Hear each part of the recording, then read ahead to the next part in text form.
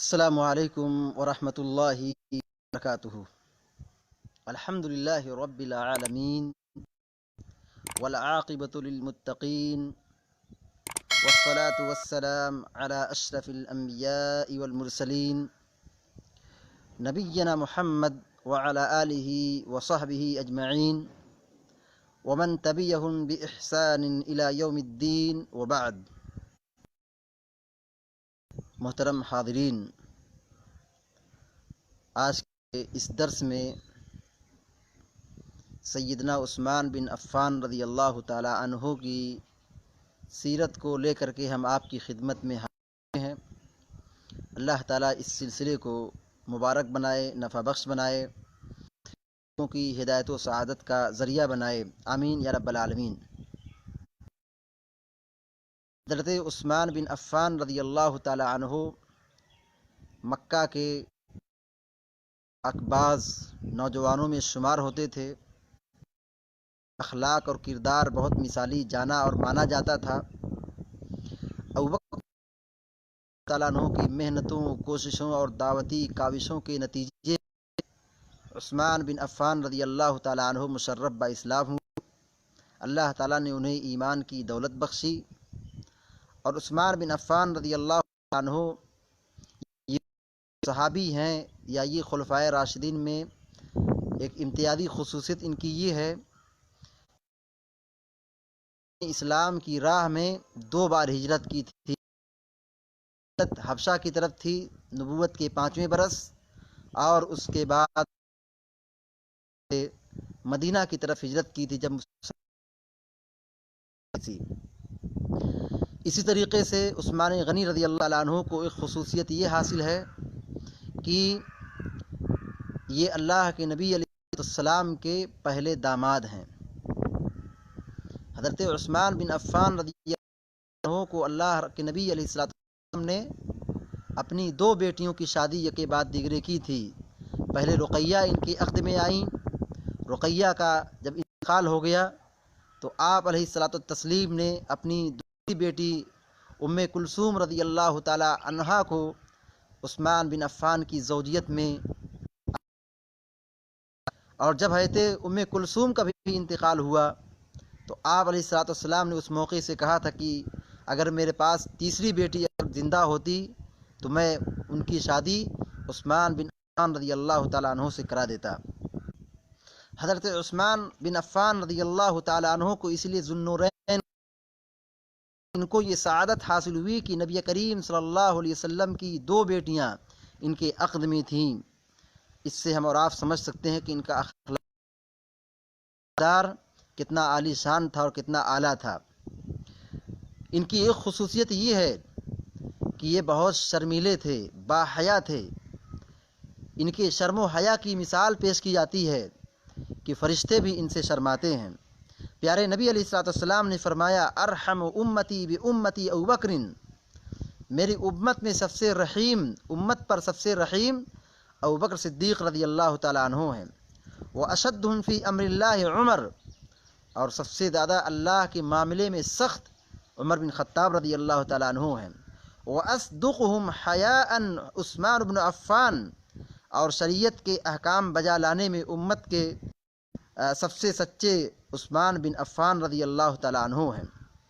عثمان بن عفان رضی اللہ تعالیٰ عنہ کی شرم و حیا کی مثال پیش کی جاتی ہے کہ فرشتے بھی ان سے شرم کھاتے تھے۔ نبی کریم صلی اللہ علیہ وسلم لیٹے ہوئے تھے، حضرت ابو بکر صدیق رضی اللہ تعالیٰ عنہ تشریف لائے، آپ لیٹے رہے،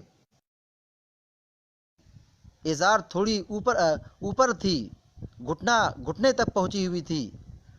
حضرت عمر فاروق رضی اللہ تعالیٰ عنہ آ گئے، آپ لیٹے رہے، اسی حالت پر رہے۔ حضرت عثمان بن عفان رضی اللہ تعالیٰ عنہ جب تشریف لائے، آپ علیہ السلام اور اپنی ازار سمیٹنے لگے، درست کرنے لگے۔ کیا میں ان سے نہ شرم کھاؤں کہ جن سے فرشتے بھی شرم کھاتے ہیں۔ عثمان بن عفان رضی اللہ تعالیٰ عنہ کو یہ ایک مقام حاصل ہے کہ جب صلح حدیبیہ کے موقع پر سلام نے مکہ بھیجنے کے لیے خطاب کرنا چاہا تو سب سے پہلے عثمان بن عفان رضی اللہ تعالیٰ عنہ کو منتخب کیا کیونکہ ان کا اخلاق بہت اعلیٰ تھا. مکہ والے بھی ان کی عظمت اور ان کے تھے. عثمان بن عفان رضی اللہ تعالیٰ عنہ گئے اور قریش کے لوگوں سے بات چیت کی، اور جیسے مکہ پہنچے شور مچ گئی اور یہ خبر اللہ کے نبی علیہ الصلوۃ والسلام تک پہنچ چکی کہ عثمان بن عفان رضی اللہ تعالیٰ عنہ شہید ہو گئے. اللہ کے نبی علیہ الصلوۃ والسلام نے وہاں پر بیعت لی اور کہا کہ عثمان کے خون کا بدلہ خون لیا جائے گا. اور آپ کے ہاتھ پر 1400 صحابہ کرام نے بیعت لی تھی. بیعت یہ کس بنیاد پر ہوئی تھی؟ ان الذین یبایعونک انما یبایعون اللہ فوق ایدیہم. اللہ نے آیت نازل فرمائی، بیعت الرضوان، درخت کے نیچے جو صلح حدیبیہ کے موقع پر صحابہ کرام بیعت لے رہے تھے، دراصل یہ حضرت عثمان بن یہ پر پہنچا دی گئی تھی. بہرحال حضرت عثمان بن عفان رضی اللہ تعالیٰ عنہ آئے اور جدال اور جنگ کی ساری جو کیفیت پیدا ہو رہی تھی سب ختم ہو گئی، صلح پر آمادہ ہو گئے اور وہاں پہ صلح مکمل ہوئی.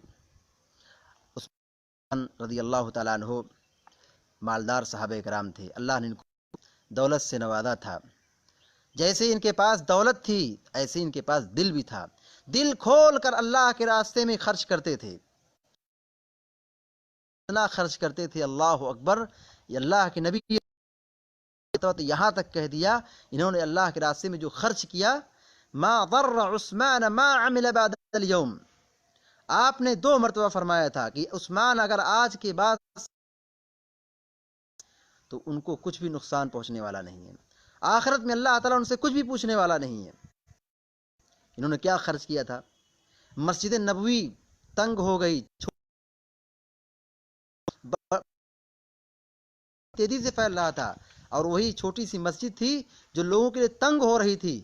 اللہ کے نبی علیہ الصلوۃ والسلام نے کہا کہ توسیع کرے اور اس کے لیے پیسہ خرچ کرے. عثمان بن عفان رضی اللہ تعالیٰ عنہ کھڑے ہوئے کی قیمت ادا کرتا ہوں، مسجد نبوی کی توسیع میرے ذمے ہے. مسلمان مدینہ میں تھے، پانی کی بڑی تنگی تھی. یہودی کا ایک کنواں تھا جس سے تھے، اور یہودی بڑا شاطر تھا، وہ کبھی مخالفت کرتا تھا، پانی سے لوگوں کو محروم کرتا تھا. اللہ کے نبی علیہ الصلوۃ والسلام نے کہا وہ مسلمان جو اللہ کے واسطے مسلمانوں کے لیے پانی وقف کر دے،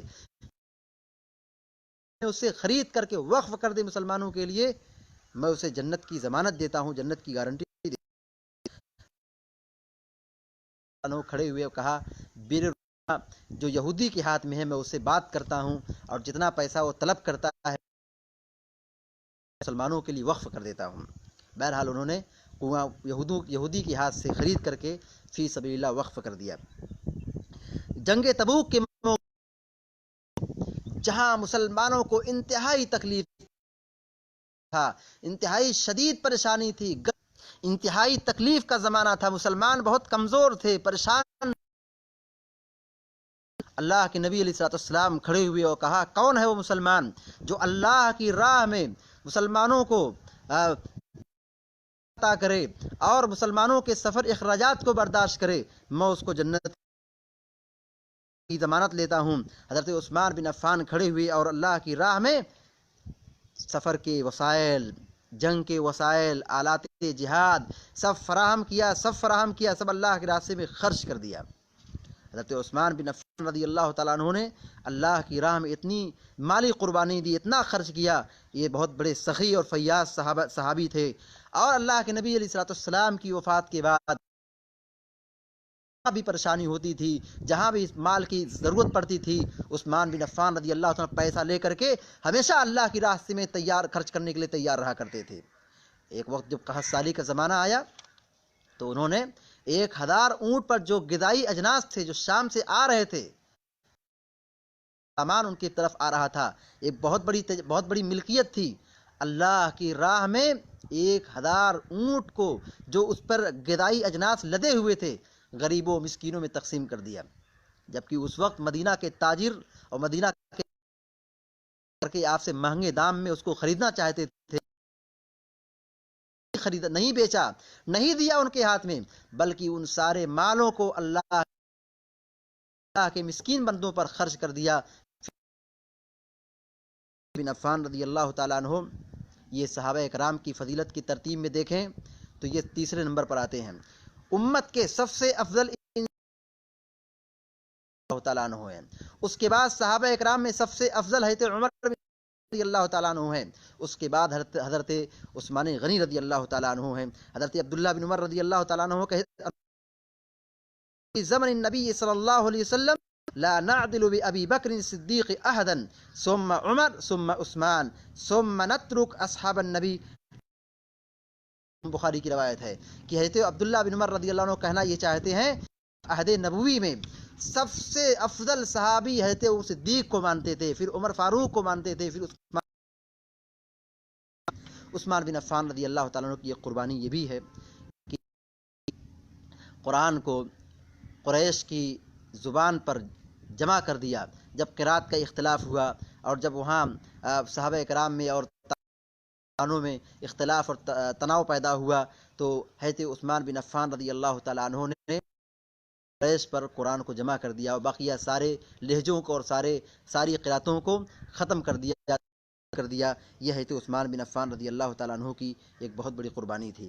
حضرت عثمان بن عفان رضی اللہ تعالیٰ عنہ سنت کے بہت دل دادا تھے، اللہ کے نبی صلی اللہ علیہ وسلم کی احادیث پر بہت مضبوطی سے عمل کرتے تھے۔